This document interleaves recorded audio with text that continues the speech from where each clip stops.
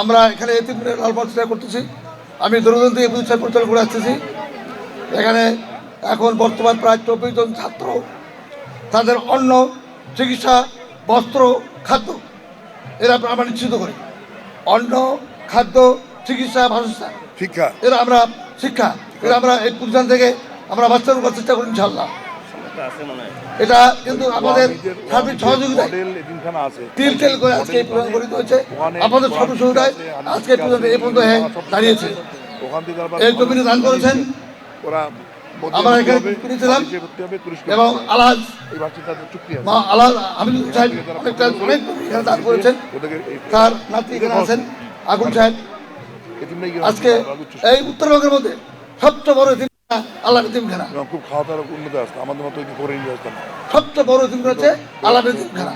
অত্যাধুনিক সব ওয়েলফেয়ার থেকে আমরা একটা বিল্ডিং পেয়েছি, আমরা কার্যক্রম শুরু করছি ইনশাল্লাহ। 3 তলা বিল্ডিং, মসজিদ কমপ্লেক্স এবং একটা মডেল এতিমখানা হবে ইনশাল্লাহ। আমি বলি যে রোজার অনেক ফজিলত, আপনারা জানেন এটা। যেমন বলা হয়েছে যে অন্য মাসে একটা ফরজ ইবাদত, এই মাসে 70টা ফরজের সমান, সুবহানাল্লাহ, তাই না? আর একটা নফল এ মাসে ফরজের সমান, ফরজ ইবাদত সমান সওয়াব পায়। কারণটা কি?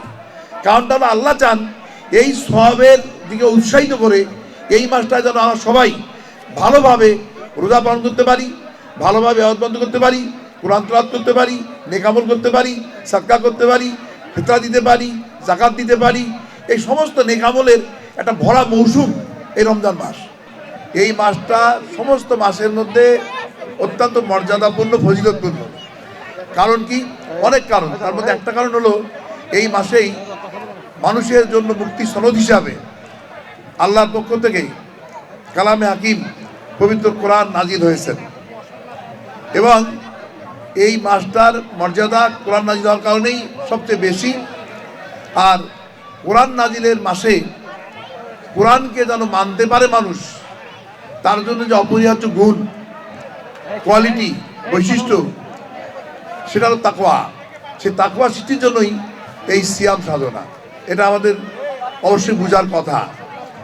যে আয়াতের মাধ্যমে রমজান রোজাকে ফরজ করা হয়েছে, সে আয়াতেই উল্লেখ করা হয়েছে এই রোজার উদ্দেশ্য কি। একজন মুমিন যদি এই চাহিদাগুলোরকে নিয়ন্ত্রণ করতে না পারে, তাহলে একজন মুমিন আর পশুর মধ্যে পার্থক্য থাকে না, একজন মানুষ আর পশুর মধ্যে পার্থক্য থাকে না। এই যে নিয়ন্ত্রণ, এই নিয়ন্ত্রণটা আনার জন্যই এই রোজার এই ট্রেনিং, এই প্রশিক্ষণ। আমরা যেন যা ইচ্ছা তাই না খাই, হালাল হারাম বাস না করিয়া, আমরা তো ইচ্ছা মতো যৌন চাহিদা পূরণ না করি, জেনা, বেবিচার, পরক্রিয়া করতে না পারি, সমকামিতা করতে না পারি, তার ট্রেনিং হয় এই রমজান মাসে। আমরা ইচ্ছা মতো আরামায়েশ করবো, ইচ্ছা মতো ঘুমাবো, এটার সুযোগ রোজা রেখে নাই। অর্থাৎ আপনি আরামায়েশকে কন্ট্রোল করতে পারছেন এই রোজা রেখে। তা আমাদের মূলত তাকওয়ার বিরত করতে হবে একদম পারফেক্ট মানুষ হওয়ার জন্য। এবং তাকওয়ার অনেক ফায়দা কোরআনে কালামে পাকে বলেছে। আল্লাহ আপনার প্রেমের নিদর্শন পালন করছে। আল্লাহ রংপুর 3-এর সম্মানিত এমপি মহোদয় মাহবুবুর রহমান বেলাল সাহেব যে আলোচনা সাহেব হুজুর এসেছেন, আয় আল্লাহ যারা জমি দান করেছেন, আয় আল্লাহ ইতিমদের পাশে আক্তার হোসেন বাদল চৌধুরী সাহেব যে অনবদ্য অবদান রাখেন প্রতি বছরে, আল্লাহ ইহুদিদের এই অন্যায়, এই বর্বরতাকে তুমি তোমার শক্তি বলে থামায় দাও। আল্লাহ ইলাহা ইল্লাল্লাহ মুহাম্মাদুর রাসূলুল্লাহ।